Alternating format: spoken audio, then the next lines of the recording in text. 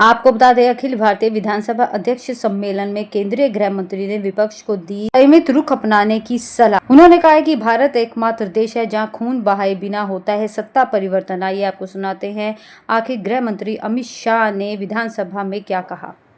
सभाओं की गरिमा ये देश के हित में जनता की आवाज को वाचा बनने का, राज्य की जनता को वाचा बनने का माध्यम होना चाहिए। इसलिए सभापति को हमारे यहाँ इंस्टीट्यूशन का स्टेटस दिया गया है।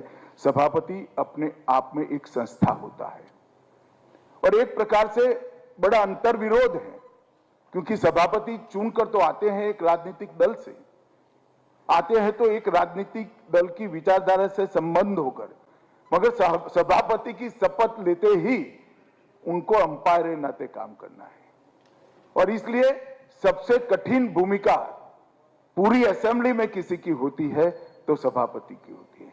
मगर मैं आज गौरव के साथ कह सकता हूं कि भारतीय आजादी के इस 80 साल में और हमारे संविधान के 75 साल में हमारे देश भर की असेंबलियां, विधानसभाएं और लोकसभा में हमेशा सभापतियों ने लोकसभा और विधानसभा के गौरव को आगे बढ़ाने का काम किया है और हमारे लोकतंत्र को हमने मजबूत।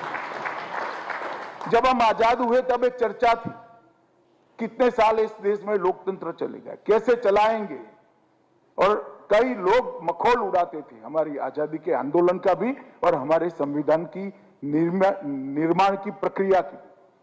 मगर आज मैं गौरव के साथ इस ऐतिहासिक सदन में कह रहा हूं कि हमने 80 साल में लोकतंत्र की नींव को पाताल से गहरा डालने का काम किया है और हमने सिद्ध किया है कि भारतीय जनता की रग रग में, भारतीय जनता के स्वभाव में लोकतंत्र पड़ा हुआ है। क्योंकि कई सारे देश हमने देखे हैं जिनकी शुरुआत तो लोकतांत्रिक तरीके से हुई, मगर 1 दशक, 2 दशक, 3 दशक, 4 दशक होते होते लोकतंत्र की जगह अलग अलग प्रकार का काम हुआ है।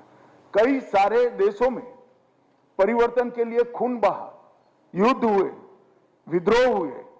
भारत एकमात्र ऐसा देश है विगत 80 साल में जो आजादी के बाद कई सारे परिवर्तन भारत की सत्ता में हुए, खून की एक बूंद बहे बगैर शांतिपूर्ण सत्ता परिवर्तन भारत में किया। और उसका मूल कारण है कि हमने हमारी विधायी परंपरा को बहुत अच्छे तरीके से संजोकर रखा है। समय समय पर समय अनुकूल हमने परिवर्तन भी की है और उसमें सभापति की भूमिका जो न्यायाधीश की है उसका बहुत बड़ा योगदान है, क्योंकि निष्पक्षता और न्याय यही 2 स्तंभ है जिन पर अध्यक्ष की गरिमा टिकी हुई है।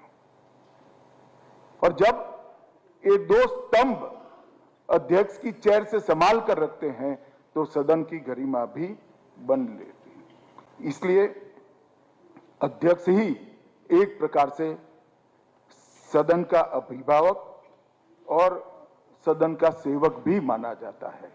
अध्यक्ष के गरिमापूर्ण बर्ताव से ही सबसे बड़ी सेवा सदन की हो सकती है और अध्यक्ष के दृढ़ व्यवहार से ही सदन के अधिकारों का रक्षण होता है, वो अभिभावक की भूमिका में भी होता है। और मित्रों, इसीलिए अध्यक्ष की कुर्सी को संविधान मान्य कुर्सी के रूप में हमारे संविधान ने मान्यता दी है। विधानसभाओं में किसान की हरी भरी फसल से लेकर युवाओं के स्वप्नों तक, महिला सशक्तिकरण से लेकर समाज के हर पिछड़े वर्ग के कल्याण तक, देश की एकता और अखंडता से लेकर देश